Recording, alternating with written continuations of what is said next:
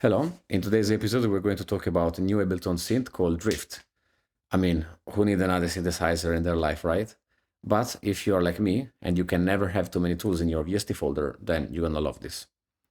Drift, it's not only a new synth from Ableton, but it's a total different approach in shaping sound, and is a free Ableton 11.3 update even for those Ableton Intro and Standard version.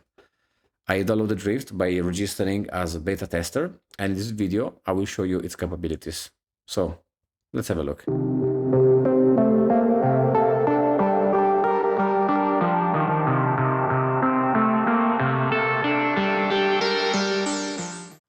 Okay, so this is Drift in all its beauty, and Drift offers a unique approach with a classic, minimal, and easy to navigate interface. As you can see here, the oscillator part, filter, envelope, LFO, mode, and volume. That's it. That's as simple as it gets. And so Drift, the first things that I really like about Drift that really stuck in my mind, it's the drift control. So I'm going to just play one note, the C note, and when you look at the equalizer here, the signal is not moving so much. It just stays static. Look, when I raise the drift control,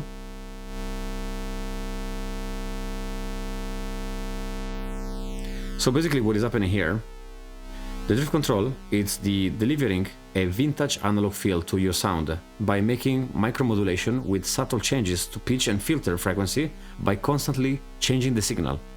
And as you can see here in the equalizer, the signal itself is changing and adding microharmonics. So if I just put it back, it's static, it's not moving so much. And that's one of the characteristics of the analog synthesizer that had those, LFO moving all the time, and therefore making the sound much more alive. Again, put drift on. And you see that the sound is really changing in pitch all the time.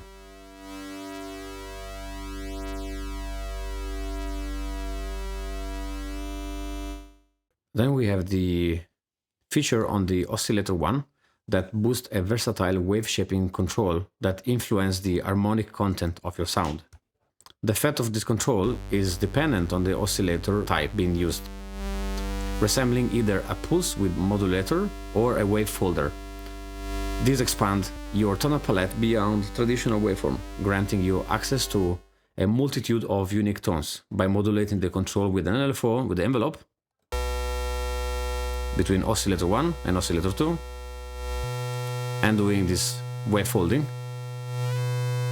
You can add a nuanced sound and dynamic quality to the sound. So for now, until now, we've been playing just a normal signal from Drift, but we're just gonna play some presets to see how far away the sound of Drift can go. So let's play some pads and see how the sound is.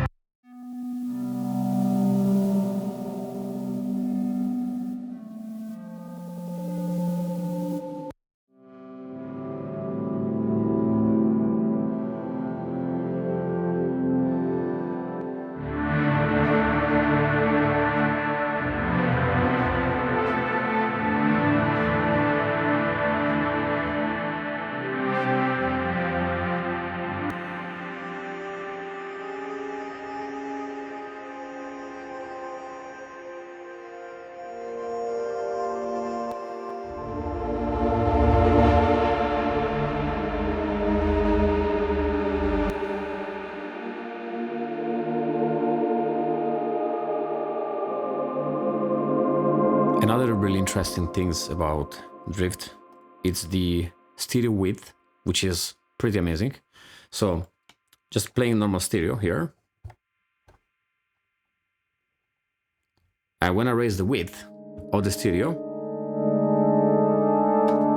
it goes really on the sides and opens up a very strong stereo field.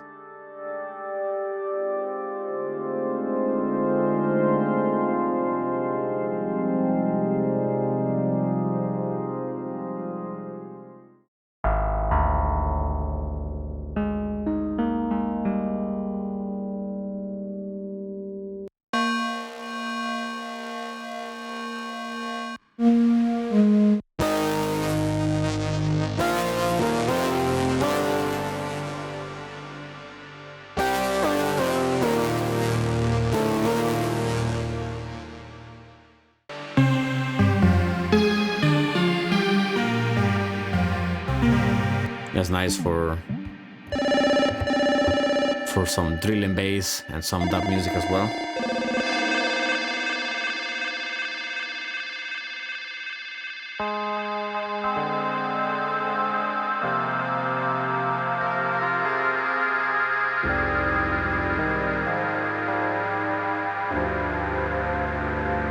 So the sound preset of Drift are beautifully crafted and feels really premium at the same level of Wavetable.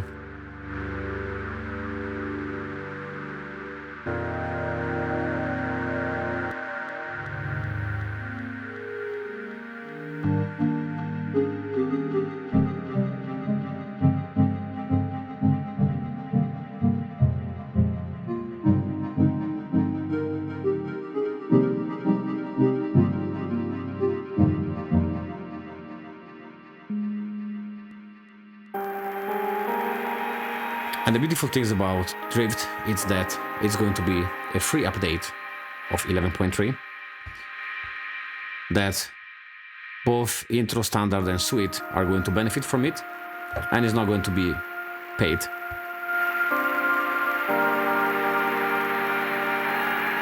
Let's try on the preset. Let's try now the basses. Let's see how the bass develop here.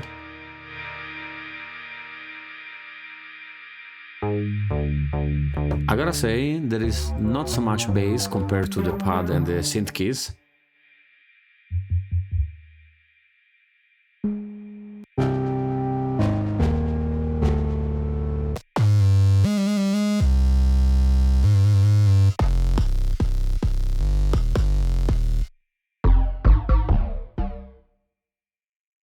So yeah, this is the Drift, and a really beautiful update of 11.3, and I have to say I'm going to use it much more from now on, because I really like, especially the drift control that gives you the ability to change the sound, to leave the oscillator on, and always having this constant change of pitch and frequencies that will make the sound much more alive and dancing in that sense.